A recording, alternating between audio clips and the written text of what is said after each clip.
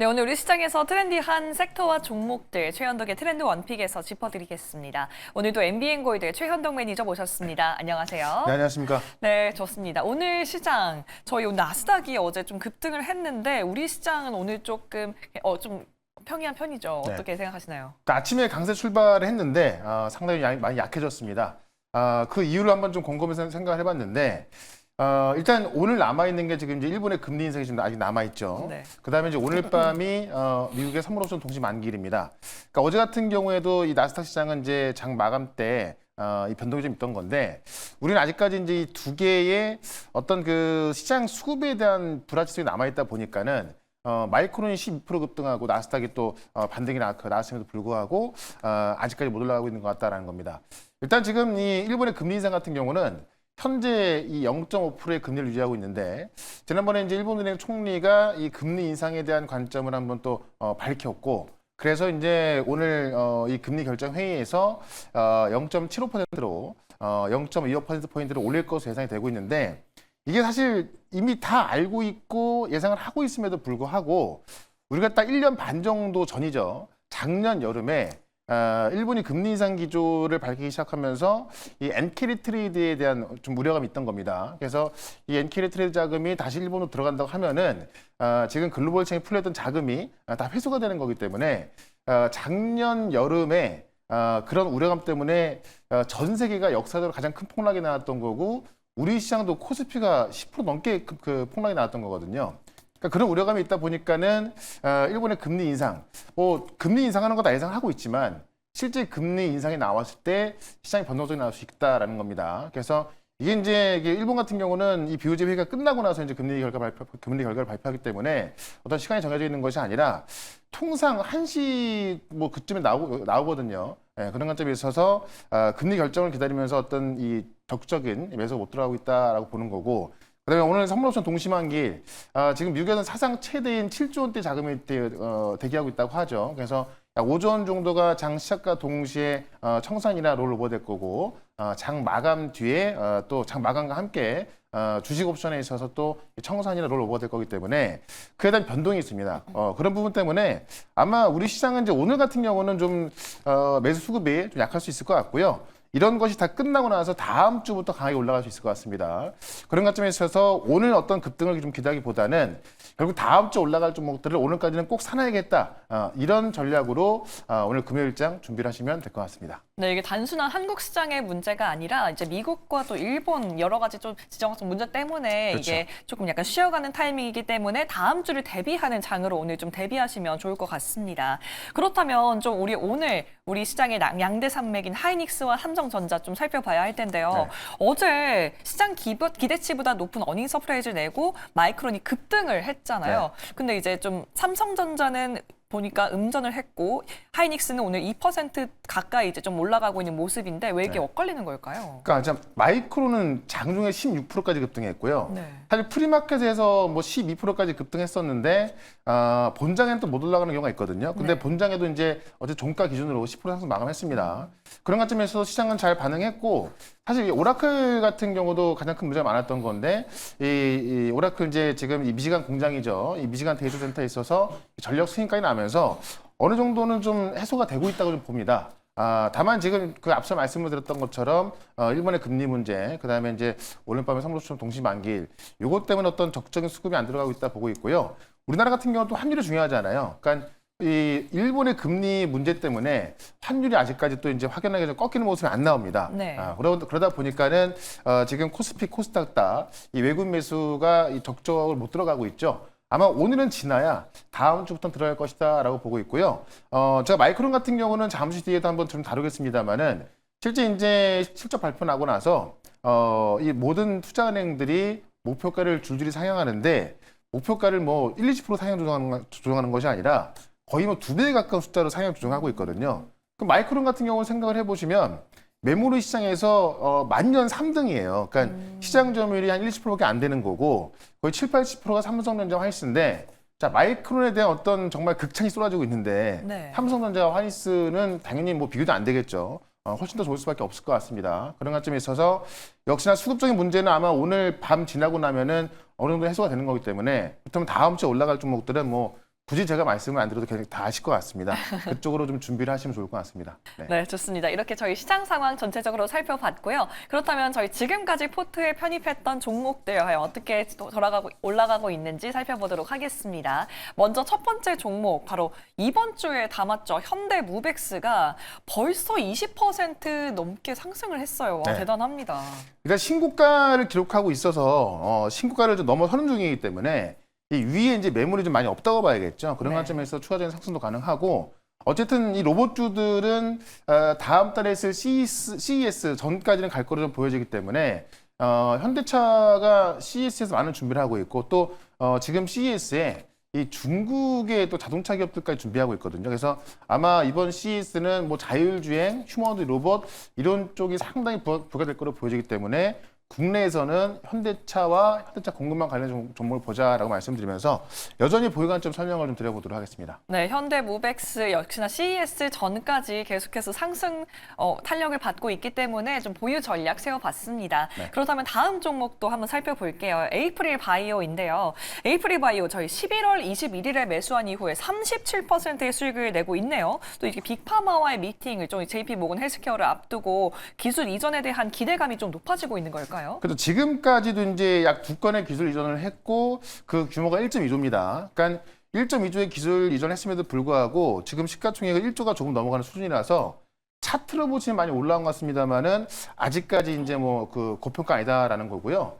특히나 이제 차세대 플랫폼 리맵이라는 이 플랫폼을 갖고 또 기술수를 도전하고 있는 건데 이게 뭐냐면 다중결합 구조를 통해서 최대 4개의 타켓을 이제 그 타겟을 하는 거거든요. 다중결합 구조요. 네.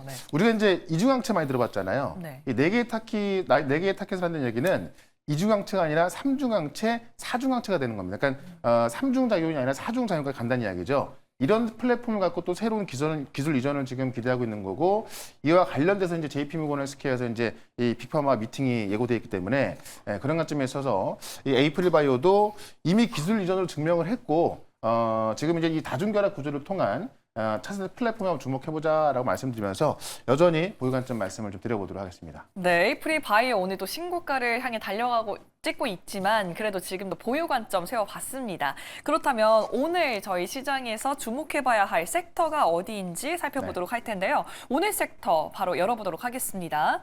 오늘 섹터는 바이오 가지고 오셨는데 아까 그 리뷰에서도 말씀드렸듯이 반도체가 지금 이렇게 호재가 났지만 역시나 국내 시장에서는 바이오로 방향을 좀 틀고 있는 상황인 것 같아요. 그러니까 이런 것 같아요. 반도체 호재가 나왔는데 바이오가 간다. 신기하네요. 참 말도 안 되는 소리인데 네. 지금은 그런 것 같습니다. 다만 이제 이런 것들이 제가 볼 때는 12월 말부터 1월 초쯤에는 다시 바뀌면서 이 반도체가 좀 올라가지 않을까 싶은 건데 일단은 이제 반도체 호재에도 국내 시장은 바이오가 올라가고 있다는 거죠. 제가 오늘 준비한 종목 바이오인데 제가 보시면 이 2개의 이제 포인트를 반도체로 만들어 놨거든요. 왜 그러냐면 반도체 호재가 많이 나오고 있습니다만은 어떤 시장적인 수급에 대한 문제가 있다 보니까는 일단은 이쪽보다도 바이오가 올라가고 있다는 이야기고 다만 시장에서 이제 이 반도체 쪽을 빼놓으면 안 되는 게 아까도 말씀드렸지만은 마이크론 목표가를 줄줄이 상향하고 있다 말씀드렸잖아요. 지금 버리드 같은 경우는 이 목표 주가를 235달러였던 건데요. 443달러로 지금 상향 조정했고, 그렇죠. 그다음에 이제 이 로젠블랙 같은 경우는 원래 목표 주가가 300달러였는데 이번에 500달러로 상향 조정을 했습니다. 근데 마이크론 어제 종가가 248달러거든요. 그러면 지금 가격대에서 2배가 올라간다는 이야기거든요. 네. 그러니까 이렇게 마이크론 목표 주가 상향 조정되고 있는 이야기는 일단 뭐 실적이 너무나 강력했고 근데 가이던스는 더 강력했다라는 겁니다.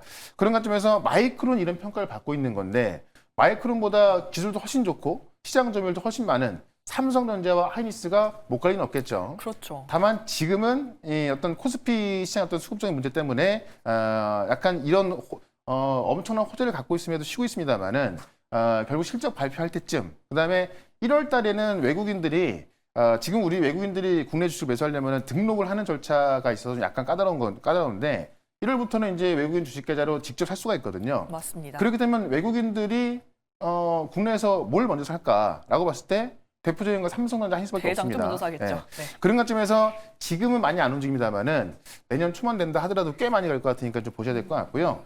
이 모건 스탠리가 이제 이 데이터 센터 자본 유출 50%를 말하는데 원래는 내년도에 데이터 센터 자본 지출이 30% 늘어날 거 봤던 거거든요.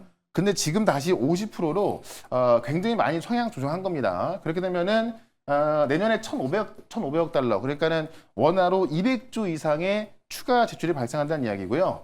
이 빅테크들은 지금 이제 AI 인프라 투자를 군비 경쟁이라고 말씀드렸잖아요. 네. 자, 군비 경쟁은 뭐냐면은 자, 전쟁에서 이겨야 승리하고 살아남는 건데 돈 걱정 안 하잖아요. 그러니까 이 AI 인프라 같은 경우도 군비 경쟁을 표현하는 건데 여기서 지게 되면은 진짜 뭐 아무리 그 천하 애플이라도 다 짓는 거기 때문에 이 군비 경쟁을 통해서 이 AI 투자는 가속화되고 있다라는 겁니다. 그런 관점에 있어서 이 모건 스탠리가 내년도에 데이터 센터 자본 지출을 50%, 그러니까 기존 30%에서 50%가 올리는 거기 때문에요. 이 모건 스탠리는 월가에 대해서 컨센을 너무 약하게 보고 있다라고 하고 있거든요. 그런 관점에서 너무 강할 것이다라는 건데 일단 우리 한국 시장은 바이오가 올라간다. 그러니까 반도체가 너무 좋은데 바이오 같은 경우도 이 기술 규모가 작년에 3배 가까이 오고 있단 말이에요. 네. 그리고 알테오젠 같은 경우도 이번 연도에 이제 기술 수출 2건을 예고하면서 지금까지 20조입니다만은 남은 12월 달 동안 또 추가적으로 나올 수가 있거든요. 그렇게 되면은 3배가 넘어갈 수 있겠죠. 그러니까 반도체도 좋은데 우리가 보통 이렇게 이야기하잖아요. 종목 2개를 제가 말씀드렸는데 이거 2개 다 좋습니다라고 하면은 꼭 다음 돌아온 질문이 그래 둘 다 좋은데 어느 거 살까 그러거든요. 그렇죠. 둘 다 사야 되는 건데. 그러니까 시장 수급도 마찬가지인 것 같아요.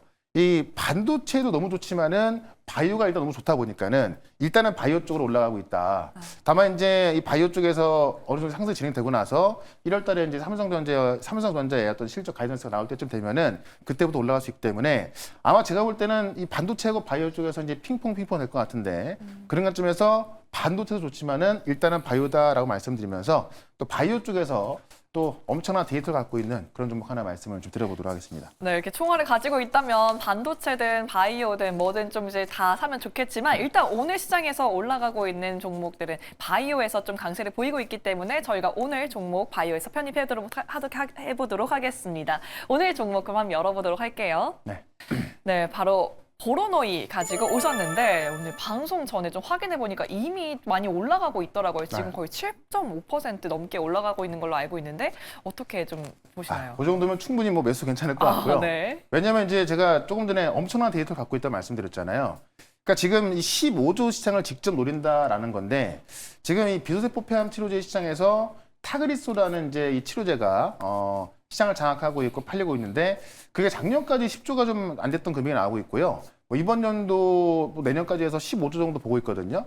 그러니까 그 시장을 지금 이제 이 타그리소라는 폐암 치료제가 이제 쓰고 있는 거예요. 네. 근데 그 시장을 대체할 수 있는 게 보로노이의 지금 VRN 11 정도로 보고 있는 겁니다. 그러니까 쉽게 말하면 이 4세대 표적 항암제가 타그리스로 치료하고 있는 건데 지금은 타그리스로 치료가 안 된 사람들, 그러니까 변이가 생기거나 내성이 생기다 보니까는 치료가 안 된 사람들은 방법이 없는 거거든요. 네, 그렇죠. 그래서 그 치료가 안 된 사람들 대상으로 보르노이 이제 VLN 11이라는 신약을 이제 임상을 했더니 거기서 이제 75%의 객관적 반응이 나온 건데 일단 지금까지는 어떻게 보면 2차 치료제로 쓰였던 거고 2차 치료제에 대해서 굉장한 효과가 나왔던 겁니다.